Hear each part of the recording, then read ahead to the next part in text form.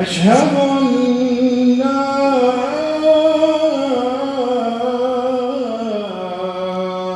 إله إلا الله. أشهد أن محمدًا رسول الله.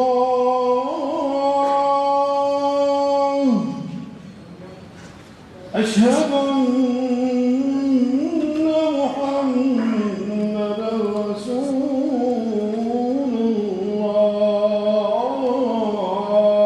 الله. حي على الصلاة.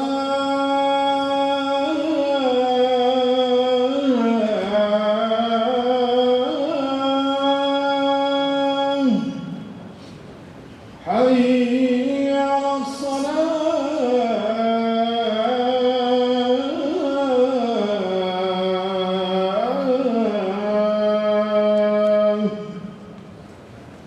حي على الفلاح.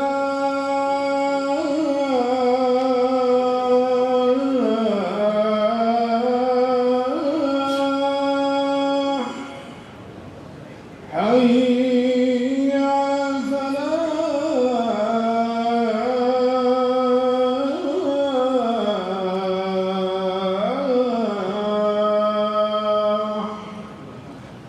الله أكبر.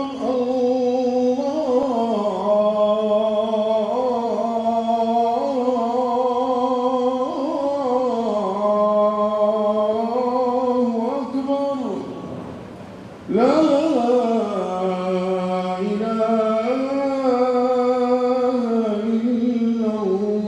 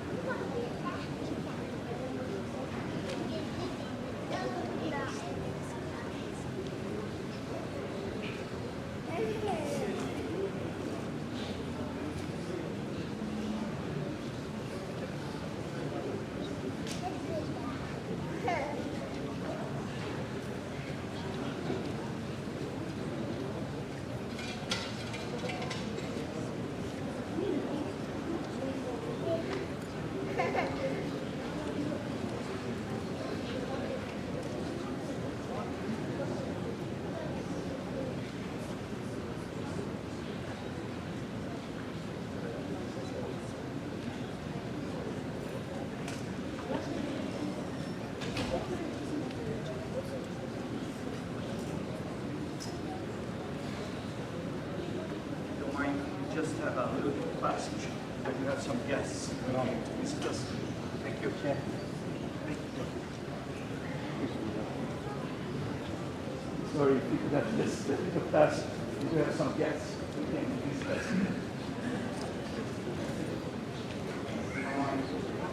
We have some guests. We can discuss. Sorry about it.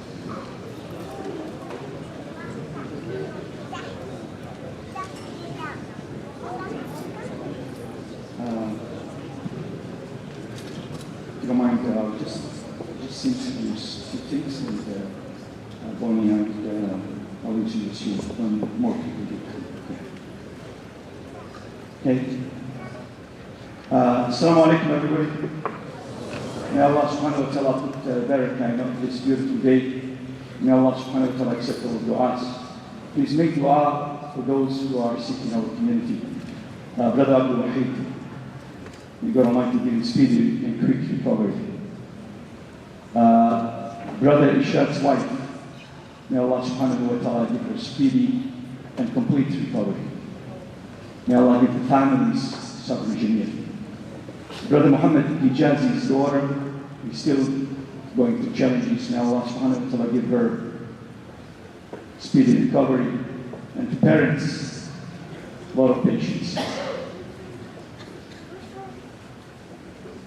May Allah subhanahu wa ta'ala, to those who are sick, and I didn't mention them, give them speedy recovery, and to those who are passed away, may God Almighty be merciful to them. Make dua for Terry Han, the Rende. She's mother of Mina Khan, sister whom I know very well, and brother Mehmed, the Rende brother who I know very well. Mother-in-law of Brother Zakaria Khan, an amazing brother who has been helping this community in many ways.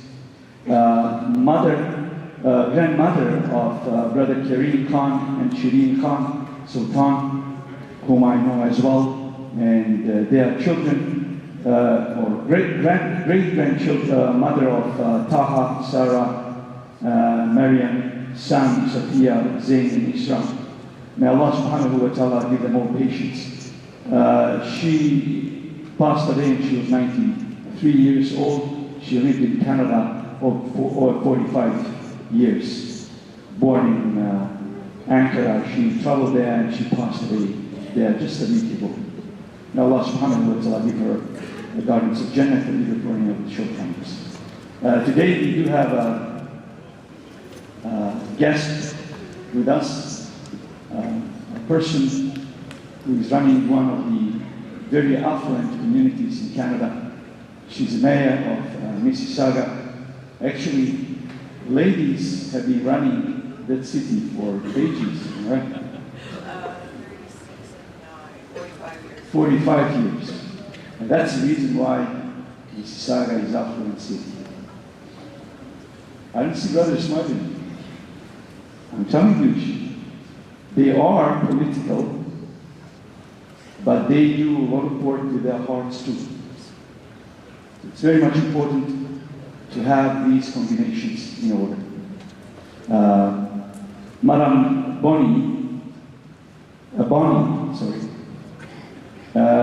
Krami, she is running for she's candidacy of 2023 Ontario Liberal Party leadership.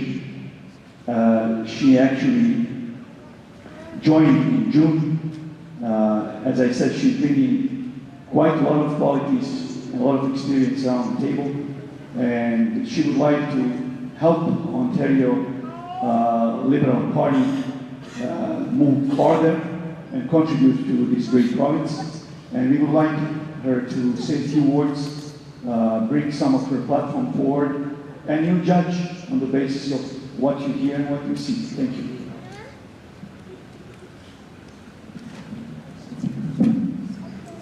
Assalamu alaikum, everyone. Bismillah Rahim. My name is Bonnie Crombie, and I'm honored to be with you today. I want to thank Imam Zaid Dalish. I want to also thank Brother Imdad, who's the founder of SNMC, and Brother Abdullah Al-Maliki, who is your president, for inviting me today to greet you and to speak to you for about 2 minutes, not too long. As you have heard, I'm the mayor of the great city of Mississauga. We are proudly the third largest city in the province of Ontario after Ottawa.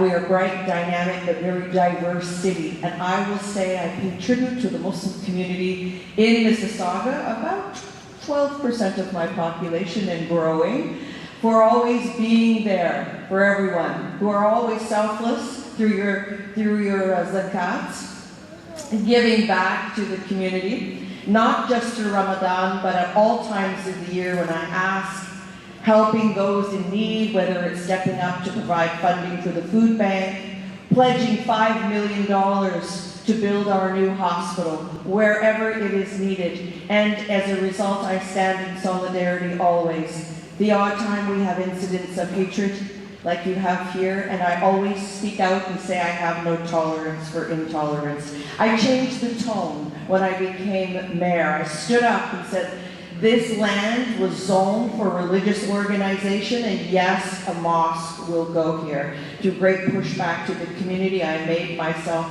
very clear. We allowed the Azan prayer. I hosted the first iftar dinner with all the imams. It is a very different city today because I feel honored that you chose my city to be mayor. As a result, I have been told by many in the community to put my name forward to run for the Ontario Liberal Party. What we're seeing today is not an honest, ethical government as we have seen from the deals that were revealed in the previous days. I plan to change that. I am running because I have leadership experience running a very large city, a $4 billion organization. I'm very fiscally responsible, but yes, socially very progressive as well. So I have these qualities as well as my name is known across the province. And I want to address the issues that are important to all of you. The lack of affordability that this province has seen in the past 5 years, which will only worsen as a result of the leadership that is there today. I know many of your children are worried about purchasing homes, renting apartments. I worry that I have new immigrants and families in my city. And family-sized homes are not being built. One-bedroom condominiums are being designed, and this is not suitable for families. And my city is made up of families and newcomers, and I have to ensure they have housing that is affordable for them. Healthcare crisis. This government is moving us towards privatized medicine, and this is wrong. Hospitals are underfunded, and they're overburdened. We don't give credit to our healthcare workers, pay them properly. We must get the funding to the hospitals. What we see is incrementally moving towards more private medicine, and that doesn't help us. 20 more seconds, I will wrap up. We must ensure we have a universal, single-payer healthcare system. We must continue to invest in our education system. And we must protect our farmland and our green belt land. These are priorities for me. I'm running for leader. You can find me at bonnieforleader.ca. We have a booth outside, and I welcome you to visit to my website, and I'd be honored for your support today. Assalamu alaikum, and thank you for having me. Thanks a lot. On your way out, please communicate. You can ask, you can challenge, you can question. That's why we are here. If you want a leader, we have to know all things about our leader. Jazakumullah khair.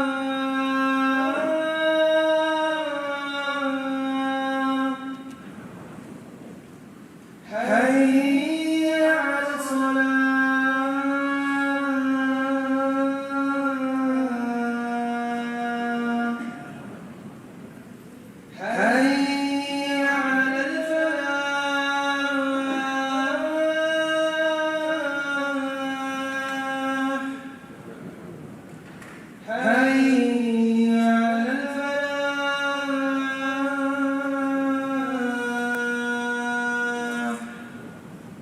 الله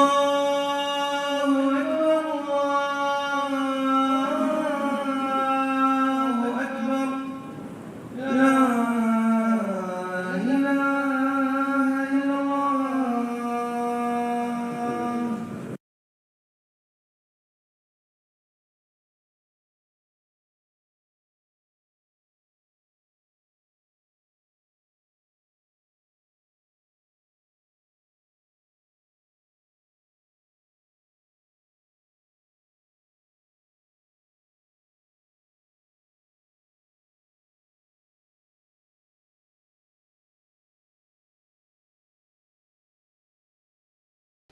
الحمد لله رب العالمين نستعينه ونستغفره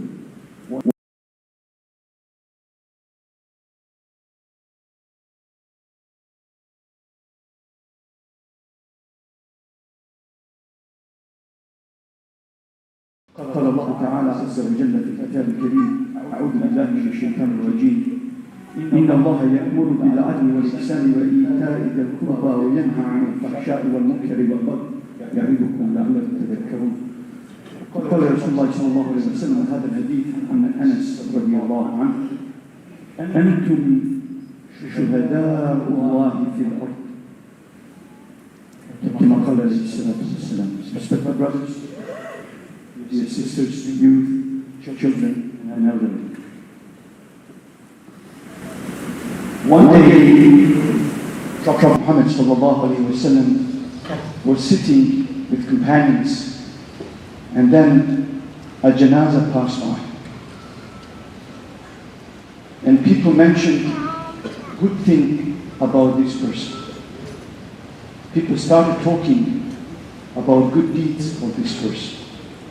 And Prophet peace be upon him said, "Wajabat, wajabat, wajabat." It became mandatory. It became mandatory. It became mandatory. Very soon after, second janazah passed by, and people mentioned bad things about that person. And Prophet peace be upon him said, "Wajabat, wajabat, wajabat," using the same terms again. He didn't mention what was mandatory. And then he was asked about it. He said that for the first person who was mentioned with good deeds and good memories, wajabat lahu jannah. Jannah became mandatory for him. As for the second person, Jahannam became mandatory. What is interesting in this hadith, character reference of people for people could make us or break us on the day of judgment. Character testimony. And we meet in our lives with different people. People on the street, people in the public park, people in the market, people at our work, people in the masjid, people at home, people online. We could with certainty say that in our lifetime we will meet 1 million plus people. And all of them would testify for us or against us. All of them. Even if it was a slight meeting, interaction in the park. Rights become established at that moment when we meet. Rights to greet, to be nice to them, not to be harmful to them, not to abuse them, not to be indecent before them, not to create polluted environment, be it literally or socially. Be it literally or socially. What is noticed here, my brothers and sisters, that character reference of both people was essential, that they are directed in a different direction. Our Prophet Muhammad ﷺ gave us a guidance into this. And Imam Ibn Qayyim, rahmatullahi alayhi, he explained it to us. Muhammad ﷺ said, أنتم شهداء الله في الأرض. You are all witnesses of Allah on this earth. Imam Ibn al-Qayyim, rahmatullahi alayhi, he said, you all, doesn't matter when you live, where you live, on the day of judgment, your character reference of the other would mean a lot. You are all witnesses for others. Every single person you have ever interacted with, small interaction or a big interaction, on the day of judgment would be your reference. Why? When you meet people, as we have said, we establish certain rights and responsibilities that we have. That is why it makes sense that the day of judgment would last for 50,000 years. That every single person, as I said, would come and demand his or her right. Actually, not only person, all of the creation of Allah subhanahu wa ta'ala. You remember when Prophet peace be upon him was on an expedition trip, and somebody took eggs of a bird, and Prophet peace be upon him found this bird distressed. He asked who did it, and they directed toward the person, and Prophet peace be upon him told him, "Urdud rahmatan laha." Return those eggs out of mercy for that bird, for that mother.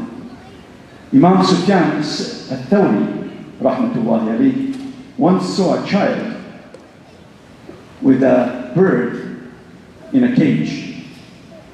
So he asked him, could you sell me that bird? And I'm asking my wife freed it. And his wife asked him, why didn't you ask the boy to free it? He said, no, I didn't want to disturb or distress the boy. And I didn't want bird to be distressed too. And subhanAllah, get it. Imam Sufyan al-Thawri, he was always followed with that bird, as mentioned about him. And when he would stand in prayer, a bird would come on his shoulder too. And when he passed away, the same bird would follow janazah. And later on, when it was to die, died by the grave of Imam Sufyan al-Thawri, and it was buried there. So alim, scholar, knows how to treat people, how to deal with people, and knows the consequences of mistreatment of people. If we look into a hadith of Prophet Muhammad sallallahu alaihi wasallam about people who are loved by Allah subhanahu wa ta'ala, awliya, we'll find, and those who have finished in Jannah with secret deeds, we'll find out that these are the mostly people who had a capacity of servitude to people. You don't find easily that Prophet peace be upon him said, I saw a man in the paradise because he was praying Qiyam al-Layl. Because companions, all of them used to prayed Qiyamul Layl. They competed with it. But we find many examples of this servitude where Prophet peace be upon him said, for example, in the hadith, where Prophet peace be upon him said, بينما رجل يمشي بطريق وجد غصن شوك على الطريق فأخذه فشكر الله له فغفر له. I saw a person who was walking on the road and he found out a branch, thorny branch. So he removed it from the road, from the path. Allah subhanahu wa ta'ala thanked him, was appreciative of it, and Allah forgave him. In another narration, it was also mentioned that كتب الله له حسنة ومن كتب له عنده حسنة أدخله الله بها الجنة. Allah subhanahu wa ta'ala, for that small deed, removing thorny branch, Allah subhanahu wa ta'ala gave him hasana. And that hasana basically was recorded with Allah subhanahu wa ta'ala, and because of that, the person was entered into paradise. I want you to think about a story of a man who saved the dog, quenched his thirst after quenching his own. فشكر الله له وأدخله الجنة. Allah subhanahu wa ta'ala appreciated that and he entered him paradise. I want you to think about the lady who was cleaning the masjid. An old lady. When she passed away, Prophet peace be upon him noticed she's not around. And he asked her, he said, yeah, she passed away. You made janazah. He said, why you didn't inform me about it? And he asked them basically, فَتَدْلُونِي إِلَىٰ قَبْرِهَا, you show me the way to her grave. So Prophet peace be upon him went for Sallallahu Alaihi. He went there out of appreciation what she was doing, and he prayed to her.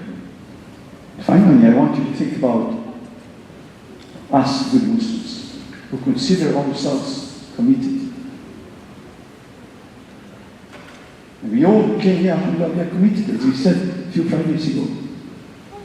On Friday, when you come to this masjid, it's a sign that you are committed. I want you to think about yourself, and I'll think about myself on this example.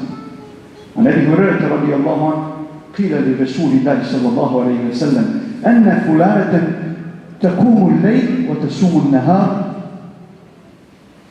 وأن تفعل وتصدق وتؤذي جيرانها بلسانها. There is a lady who prays during the night and fasts during the day. She does a lot of khairat and gives a lot of charity, but she disturbs her neighbors with her tongue. Her tongue is like a sword. She cuts, she talks back. فقال رسول الله صلى الله عليه وسلم لا خير فيها هي من أهل النار. سبحان الله. No good in her. She's the dweller of hell. Brothers, sisters, I'm first talking to myself and then to all of you. When you become religious, don't consider yourself exempt from bad akhlaq. You and I are not. Maybe some people would accept you and they will say, yeah, religious, he or she, mashallah, they are very close to God. But Prophet, peace be upon him, did not give this lady pass. لا خير فيها هي من أهل النار. And there is another lady, Fulana, who was praying her daily prayers regularly and would give some times on and off of her zakat when she's able. لكن لا تؤذي أحدا. She did not disturb anyone with her tongue. No one was afraid of her. فقال رسول الله صلى الله عليه وسلم هي من أهل الجنة.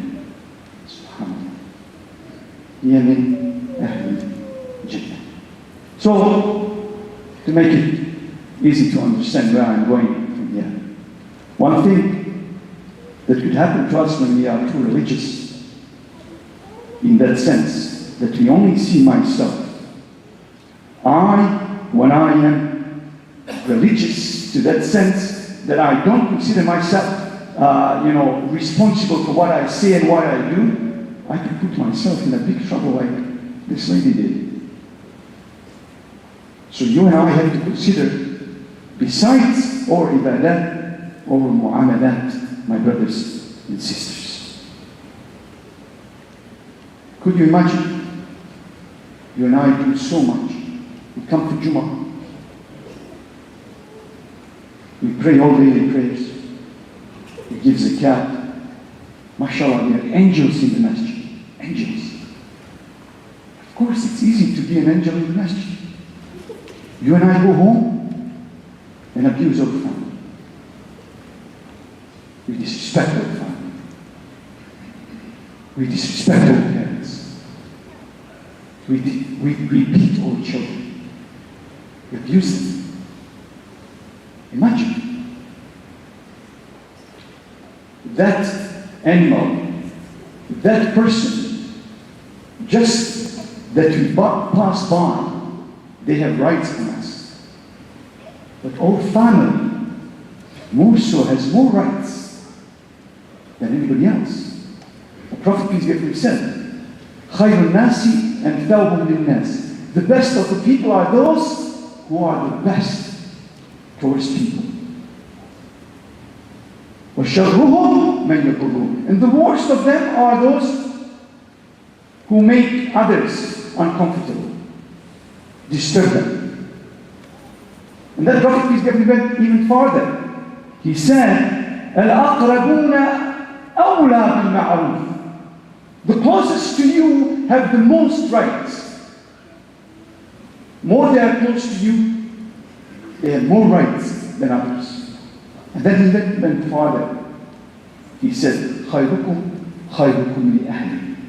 The best of you believers, the best of you who are committed to your deen are those who are the best towards their families. The best towards their families. Of course, we don't know what's going on behind the doors of our homes. No one knows. We know that there are some people out there who are very popular, who are very high status in the community. And people, mashallah, say beautiful things about them. When their families listen to these beautiful statements, you know what they say? That's not all like that. That's one side of the story. Insiders didn't say nothing. So I'm not criticizing anybody, I'm just talking to myself and to you all. It happens. Or Prophet Muhammad sallallahu alaihi wasallam, when his family spoke about him, they teared up. Tears came to their eyes, out of goodness, not fear. Their opinion about Prophet, peace be upon him, was much greater than the opinion of other people about him. Why? Because they knew him inside out. They knew him as a shakhs, as a character. Aisha radiallahu anha, she said, كَانَ خُلُقُ الْقُرْآنِ. He was a live application of the Quran. He was a khadim in the house, in the bayt. My brothers and sisters, that's our goal. That's our ghaya. Maybe we will not be able to achieve the greatness of character, but that's what we have to focus on. إِنَّكَ لَعَلَى خُلُقٍ عَظِيمٍ. O Muhammad sallallahu alayhi wa sallam, you are of the sublime ethics and morality. So, if you and I, my brothers and sisters, want to be among those people for whom Jannah wajabat lahum Jannah, if we would like to be among them for whom Jannah would be mandatory, we have to be nice to all people whom we meet. From that dog to that cat that we have in our home, to the bird in the cage that we have, to bypasser, to our neighbor, and specifically to our parents, to our spouses, to our children, to our brothers and sisters in the masjid, and to these kids when the masjid will come here. We have to be, because they will be a live testimony of our character on the day of judgment. And we should never underestimate this hadith in which Prophet peace be upon him said, wajabat, wajabat, wajabat, wajabat, wajabat, wajabat to different people. Where Jannah became mandatory to one of them, and Jahannam became mandatory to one of them due to the testimony of people. وتوب إلى الله واستغفر جميعا إن السؤال كان يتوب إلى الله واستغفره في اليوم 100 مرة.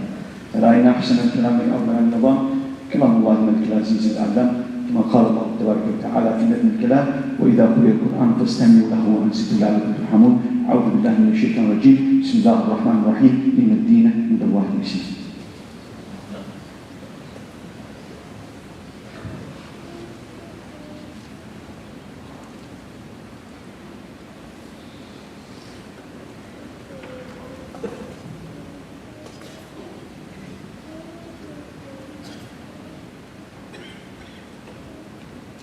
الحمد لله والصلاة والسلام على رسول الله.